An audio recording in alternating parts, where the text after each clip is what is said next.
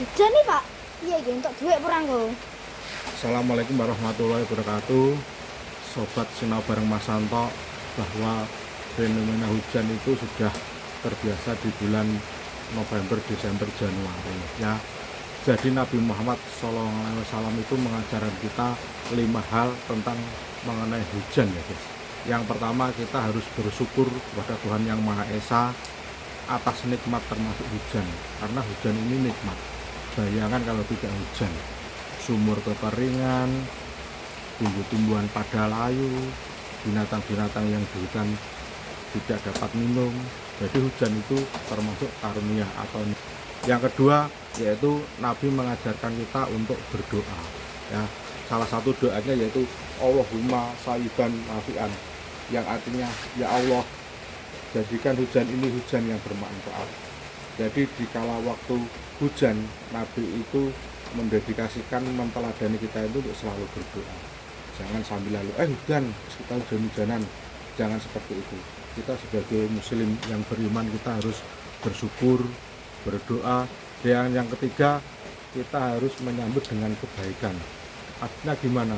Kadang kita berburuk sangka terhadap hujan, wah nanti hujan bisa menyebabkan banjir dan lain sebagainya. Tapi Nabi kita, Nabi Muhammad SAW, mengajarkan untuk menyambut hujan dulu dengan rasa sikap positif. Nabi berdoa dan memanjatkan rasa syukur ketika hujan turun, dan juga memohon ampunan. Jadi memohon ampunan itu tidak hanya berdoa selepas sholat saja, tapi pada waktu hujan Nabi Muhammad juga menyambut dengan kebaikan sekaligus berdoa untuk memohon ampunan. Yang keempat yaitu menghindari keluhan ya. Karena Nabi mengajarkan tidak mengeluh. Nabi mengajarkan hujan deras turun kadang-kadang mengganggu aktivitas sehari-hari kita, tapi tidak mengeluh, tetap bersabar, tetap bersyukur, tetap berdoa. Yang kelima, kita renungkan atau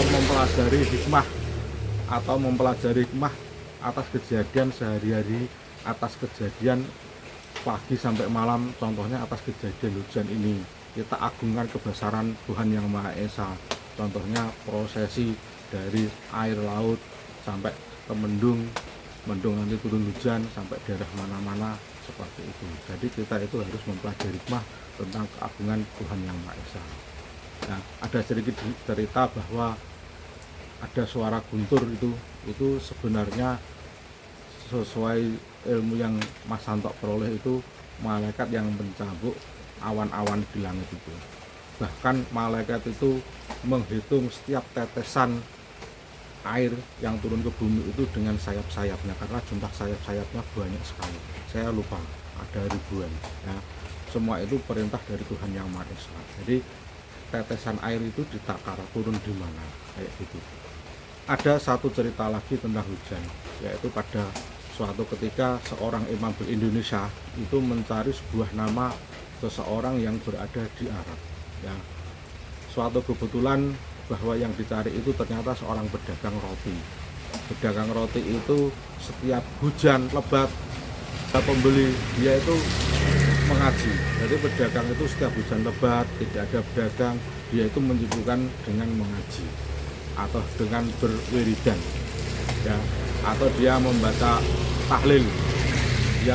tahlil, mengagungkan nama Tuhan, sehingga dengan doa-doa tersebut ternyata bisa sampai terdengar, bisa menggerakkan hati imam besar yang ada di Indonesia.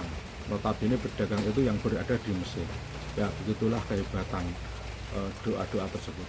Jadi pada kesimpulan intinya, pada waktu hujan turun kita nikmati ya, kita syukuri, kita berdoa yang baik-baik, dan luangkan waktu untuk mengaji ya, luangkan waktu untuk bersyukur, bermunajat. Karena kalau pada waktu sibuk, pada waktu kita bekerja, kadang kita tidak sempat untuk bermunajat kepada Tuhan Yang Maha Esa, berdoa kepada Tuhan Yang Maha Esa. Hujan tidak hujan, kita harus beribadah kepada Tuhan Yang Maha Esa, kita harus bersyukur kepada Tuhan Yang Maha Esa, kita harus berpositif thinking kepada Tuhan Yang Maha Esa. Jadi ada kata yang salah, saya mohon maaf yang sebesar-besarnya, mohon dikoreksi, karena saya bukan ustadz, hanya guru biasa. Usikum minapsi bitakullah. Wassalamualaikum warahmatullahi wabarakatuh.